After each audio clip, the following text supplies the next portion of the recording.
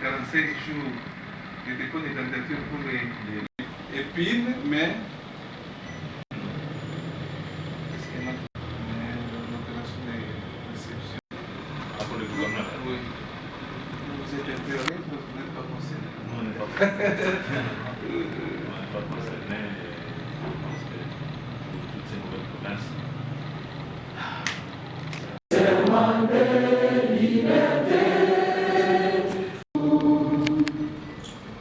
Merci beaucoup. Vous pouvez vous asseoir, merci.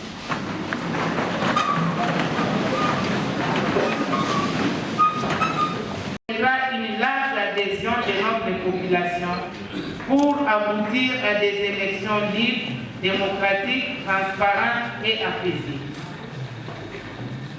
Pour ne pas vider la substance de la matière et c'est lui de rendre grâce à Dieu, maître des temps et des circonstances. Convions les structures de la société civile pendant les jours prévus pour cette opération d'identifier et de désigner les candidats observateurs long terme capables par leur expertise d'assurer une vigilance démocratique, de couvrir les étapes préparatoires des scrutins qui pointent déjà à l'horizon, d'examiner le cadre légal et institutionnel ainsi que les différentes opérations électorales telles que les traitements des candidatures et des contentieux électoraux. Pour mémoire, au lendemain des précédents scrutins, il était chaque fois demandé à la CENI de travailler dans la transparence afin d'éviter les suspicions. C'est pour cette raison supplémentaire notamment que nous battons le présent appel des troupes en vue d'une mobilisation citoyenne autour des élections par une observation intelligente du travail de la CENI, en plus de nos rencontres dans le cadre des concertations initiées à cet effet.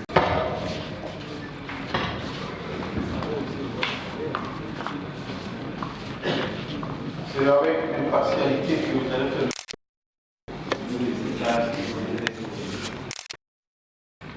Donc on a fait plus de 1h45 minutes pour arriver à la cité.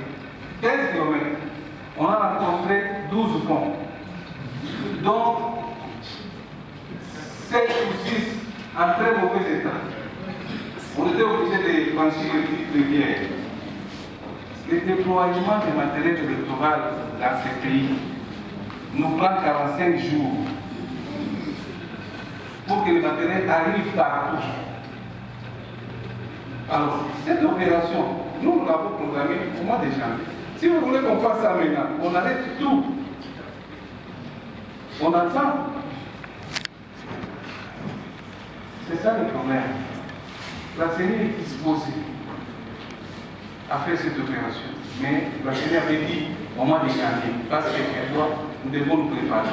Opération préélectorale. Et alors nous avons voulu impliquer les observateurs tout au long de des différentes opérations qui seront en train d'être menées.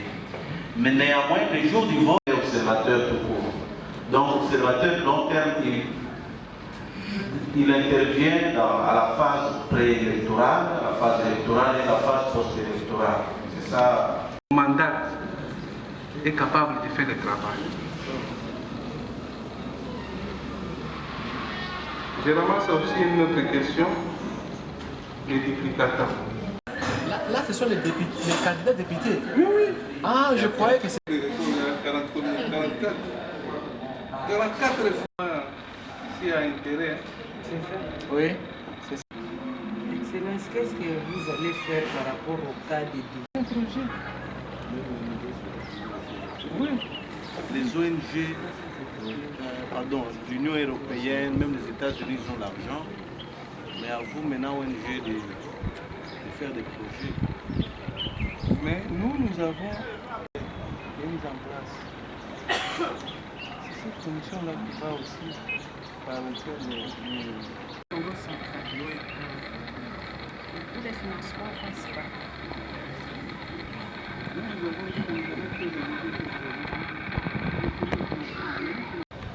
Quand vous élaborez aussi, il y a des échanges que vous faites avec le partenaire pour le... Parce que le gouvernement signe SCC, moi, je dis par rapport à nous-mêmes, on a toujours une personne qui est un partenaire, on pose des problèmes internes, nous sommes en train de poser bien sûr, nous avons des réponses. On est bon de compter le chômage, mais il faut être capable d'être observateur de la réussite de ces gens. C'est pourquoi vous avez dit que vous après les élections aussi, jamais la population elle-même dit que les problèmes d'observateurs nationaux. Vous parlez toujours des étrangers, mais vous-même aussi, vous n'avez rien fait. Nous devons être. Nous devons faire. On le voit, mais les affectations, c'est autre chose. Mais par rapport à nos ONG, nous devons tous être vraiment attentifs pour voir aussi ce que nous avons fait pour recevoir.